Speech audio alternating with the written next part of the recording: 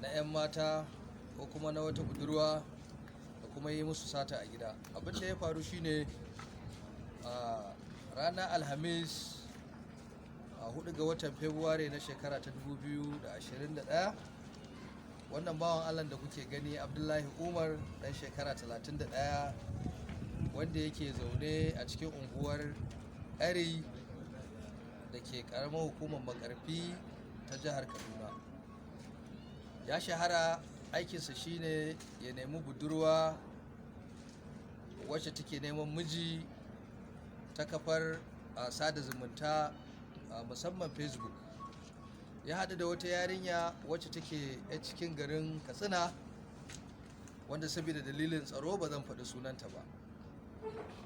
Yadda ta yi bayani cewa kimanin shekara 1 da wata 8 da suka haɗu da wannan bawan Allah kuma suna taɗi ta wannan kafar sadarwa, har ya nemi dama cewa yana so ya zo ya ga iyayenta domin a yi magana aure. Ta ba shi dama ya zo gidansu ranar alhamis 4 ga wannan wata da muke ciki na Fabrairu.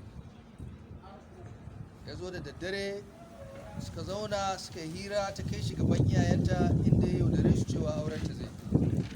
Aka ba shi makwanci masauki a gidansu wannan yarinyar, inda ya yaudare su, ya kwashe musu kaya kamar yadda kuke gani, da laptop, kwamfuta, da huluna, da takalma, da riguna, da kayan sawa.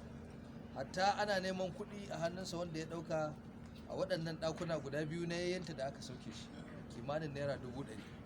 Ita kanta wannan yarinya ya karɓar mata wayar hannu da naira 15,000 wanda ya tafi da su ya gudu. Allah ya ba mu nasara, muka je har jihar Kaduna a garinsu a Makarfi, muka kamo shi, muka kawo shi Katsina, kuma da yadda Ubangiji muna tuhumarsa da laifi na yaudara da ya yi na wannan yarinya da ya yaudare ta, da sata da ya je yi a gidansu. Kuma a wannan gaba nake so in kira ga iyaye, musamman iyaye mata da su kansu 'yan mata. Ba a haɗuwa da masoya wanda kike so zaki aura ta kafar sada zumunta kamar Facebook ko WhatsApp ko wani abu, amma ya kamata a iyaye su hattara.